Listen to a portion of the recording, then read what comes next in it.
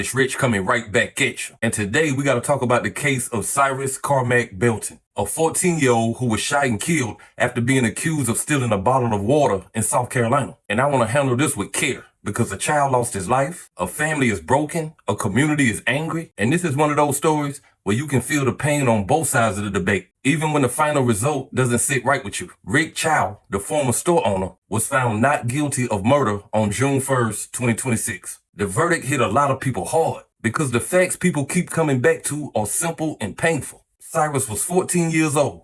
He was accused of stealing a bottle of water. Investigators say he did not steal anything. He was running away, and he was shot in the back after being chased more than 100 yards. Now, the defense argued self-defense, saying Chow fired because he believed Cyrus posed a threat to his son. The jury heard the case, deliberated, and found him not guilty. But just because the jury reached a verdict does not mean the community has to stop asking why this child's life ended over a suspicion that turned out to be wrong.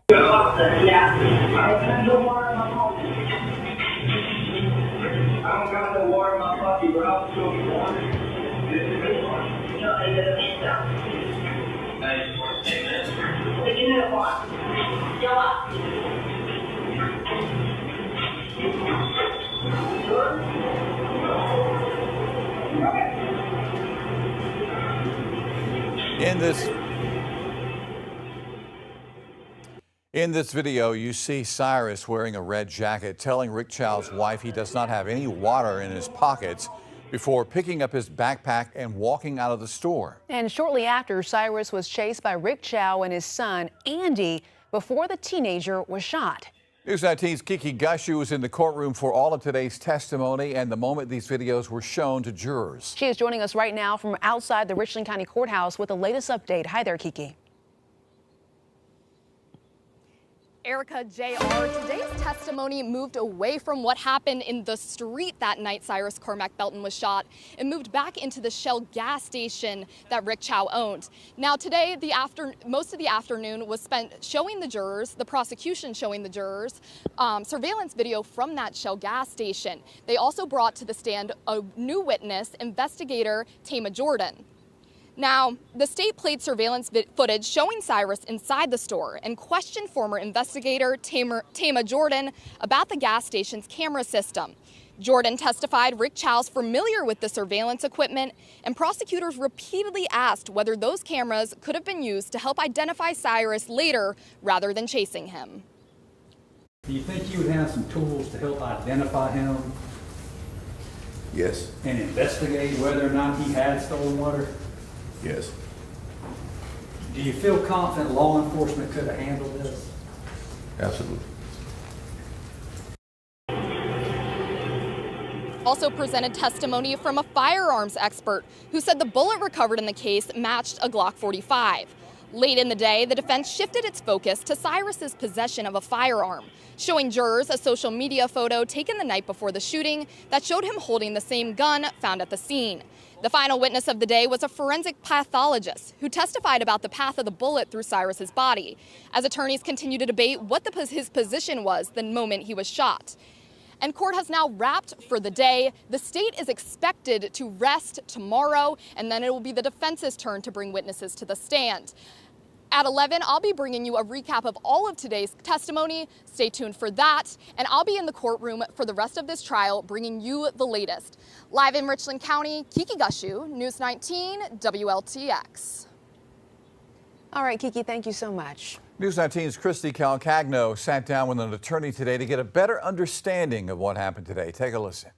We're talking about with this video in the convenience store. There were parts that we were able to hear everything, which was also really interesting. And then also kind of those close-up shots, also specifically showing the water bottles. Yes. The moment on that. Kind of break that down for me. I mean, we were able to see kind of some close-up shots. And like we said, all of this happening in a span of 2 minutes. Right. I think the video clearly shows he didn't steal anything. You see him go to the cooler and, you know, I counted. He took 1, 2, 3, 4, and then he kind of pauses and puts 1, 2, 3, 4 back. So then when he leaves, it kind of left me wondering, well, what was his purpose for going there to begin with? Because he gets the water bottles. He knows he's being watched, right? Because they tell him to put his backpack up. And he complies with that. You know, he follows that rule. Okay, fine. So he puts the backpack where he's told to put his backpack. But then he takes the 4 water bottles and puts them back and then leaves the store without taking anything. You know, I think if I were a juror here, I would know, well, he didn't shoplift anything. He didn't take anything. They're clearly from this video accusing him, and they think he did. They probably, in our mindset, we're looking very intently counting, you know, those water bottles because we know this case and what the issues are. But, you know, I would leave with several questions. You know, one, like, clearly he didn't steal anything. He didn't take anything. They clearly thought he did. But 2, so what was his purpose for being there? Why did he go there? But, you know, in social media, I've seen some of the comments talk about it, and people's, you know, wasting time. I'll go into a store and just peruse around and window shop. And I've done that too. So maybe he was just walking around the neighborhood and, I mean, it's May, it's hot. You know, he had a hoodie on, maybe just going in to get some air and wandering around. But it is very odd. It is odd that he took 4 water bottles out and then just put them right back. The first thing that bothers me is the chase. Because once a child runs out of your store over a suspected bottle of water, why are you chasing him down the street with that kind of energy? Call the police. Check the cameras. You had surveillance. According to the public discussion around the case, people even talked about how the store had a way of identifying people and keeping track of shoplifters. So why does a 14-year-old have to be chased like that over something that was not even taken? That's the part I cannot get past. I understand that store owners deal with theft. I understand small business owners get frustrated. I can understand that people stealing from you over and over can make you feel like you have to defend your business. But a bottle of water and a child running away should not end with that child dead in the street. That's why people are outraged. Because even if you believe Chow got scared in the moment, you still have to ask why he created the moment by chasing the boy in the first place. Okay, so the store is broken into, as y'all see. Water bottles. That's what the little boy died. Because of water bottle. He stole a water bottle.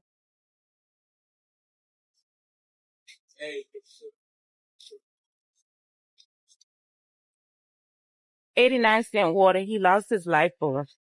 That's crazy. Sorry for Plenty of water bottles. Now water so free, it's crazy.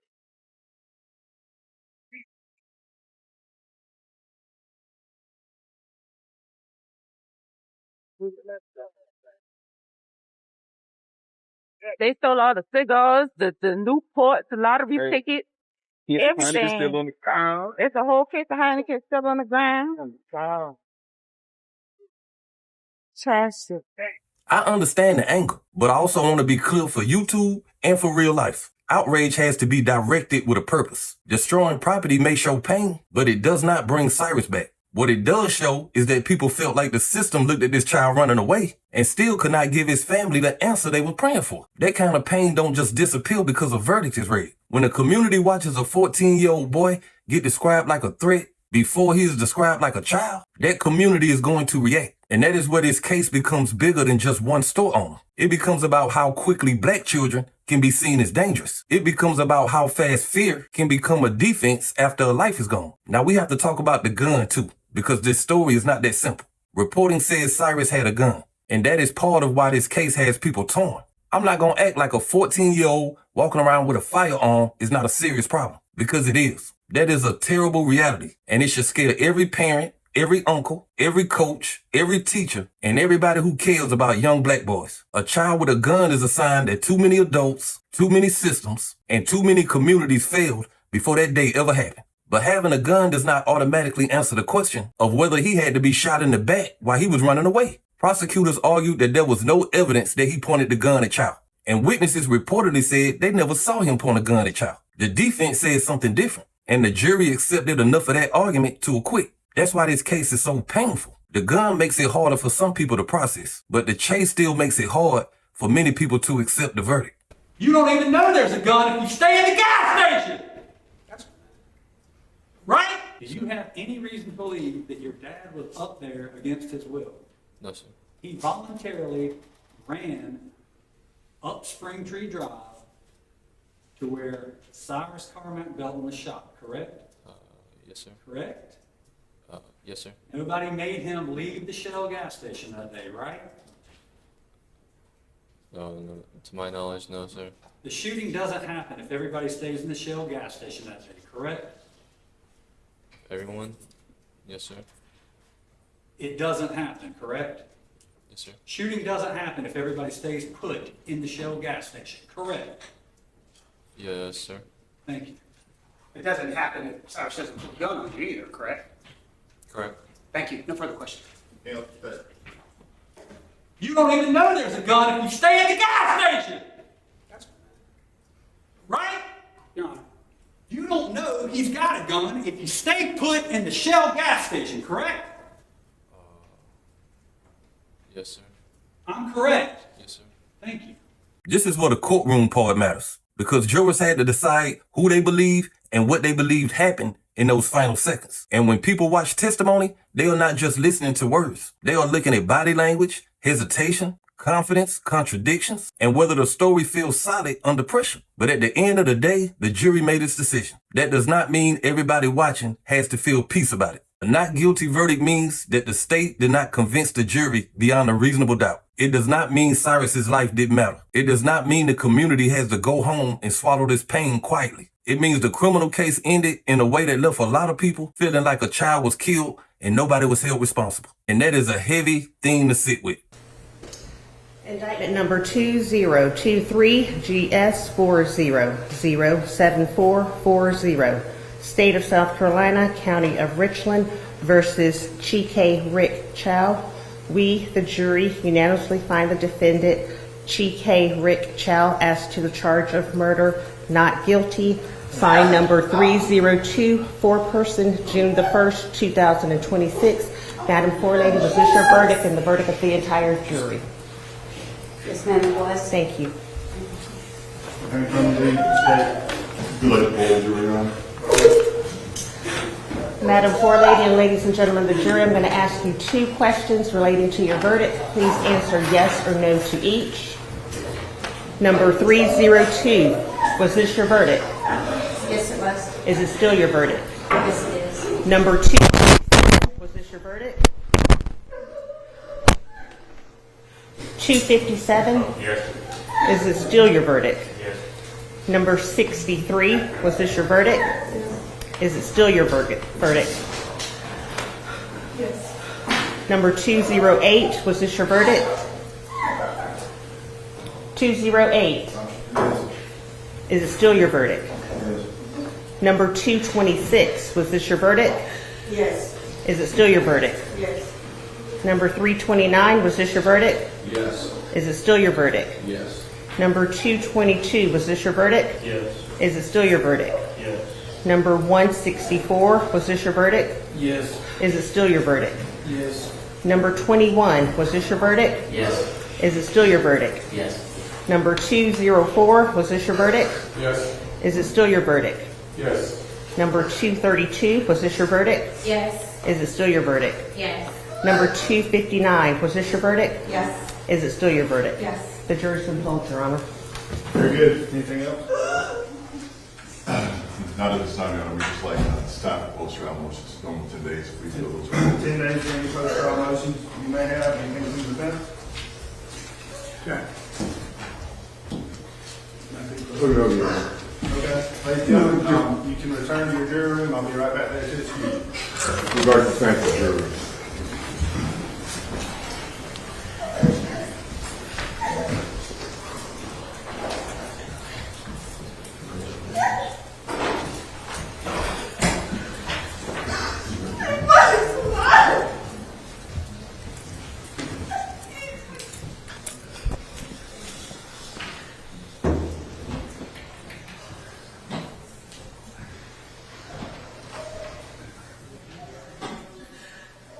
All right, well, this will be our adjourn. Thank you, officer.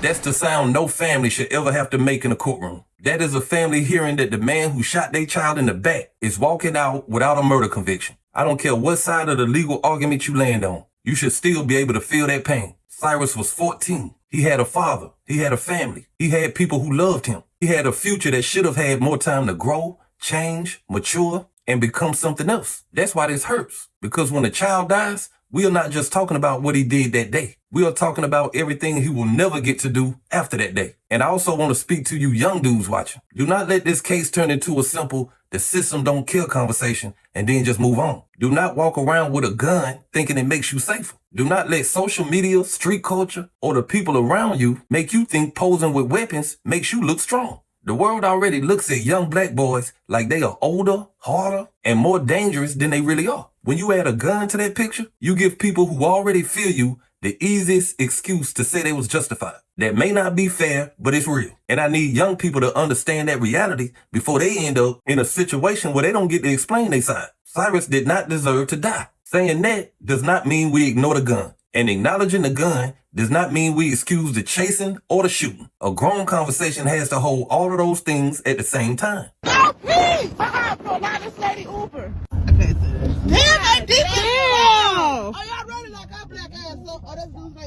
Oh, hell no. I hope she got that. Okay. We still gonna burn the store down. It's really, I'm sorry, man. If you got kids, you understand. Protesters outraged about the Rick Chow murder trial not guilty verdict, letting their signs and voices Justice for Cyrus be seen and heard. For many, this case has been personal from the very beginning. We've been involved in the situation from the very beginning, from the day that Cyrus was murdered. Jerome Bowers, a part of the many protesters who say they believe the verdict represents a failure of the justice system. We're going to stand in the gap for children who are losing their lives unjustly. The shock and emotions flooding in after the verdict Monday as the cries of Carmack-Belton's family filled the courtroom. Rick Chow's wife also getting emotional as they took the handcuffs off her husband. Meanwhile, a call for change now filling the streets. A memorial for Carmack-Belton placed where he was shot, 130 yards from the gas station, now surrounded by flowers and water bottles. Chow and his son suspected Carmack-Belton stole a water bottle from their store in 2023, which turned out to be false. So today, instead of a sign, Michelle Fletcher was holding a bottle of water up in the air. This is what they valued his body at and chasing him for because they thought that he had a bottle of water. And I just feel like his value is so much more than this. As this protest has grown, so have RCSD deputies patrolling the gas station. They now have gates up to block off the area. An RCSD spokesperson says the new gas station owner decided to close down after yesterday's verdict until further notice. Now, we spoke with the current owners of that gas station, and they're making it clear that they are not connected to Chow and have owned the property since November of 2023. You can see how deep this cut into the community. People are not just mad about one verdict. They are mad about what they feel the verdict says about the value of a black boy's life. They are mad because they feel like a 14-year-old was treated like a threat first instead of a child. They are mad because a suspected bottle of water turned into a damn funeral. Now, the family's attorney has said they plan to continue seeking accountability through a civil case. And that may be the next battle. A civil case is different from a criminal case. The standards are different. The questions are different. And sometimes families who don't get the verdict they wanted in criminal court try to find some measure of accountability through a wrongful death lawsuit. But no lawsuit can replace a child. No settlement can bring back a son. No verdict can erase the image of a family breaking down in court. That is why this story is so sad all the way around. A store owner made a decision he says was self-defense. A child ran from the store after being falsely accused. A gun was part of the story. A chase happened over something that never should have risen to that level. And now a 14-year-old is dead, a family is shattered, a community is protesting, and the man who fired the shot was found not guilty. That is a lot of pain for a bottle of water that was never stolen. I don't understand how a false assumption turns into a fatal shooting and the final answer is a complete acquittal. I don't understand how a family is supposed to make peace with that. But I also want every young man to hear me clearly. Do not give this world more reasons to see you as a threat. Do not carry something that can turn a bad moment into your last moment. Don't let the internet make danger look normal. Your life is worth more than that. Cyrus Carmack-Belton should still be here. Whatever people think about the verdict, the truth should still break your heart. But hey, that's just my opinion. What's yours? Like, comment, subscribe. Establish Rich. I'll be back with another one. Peace.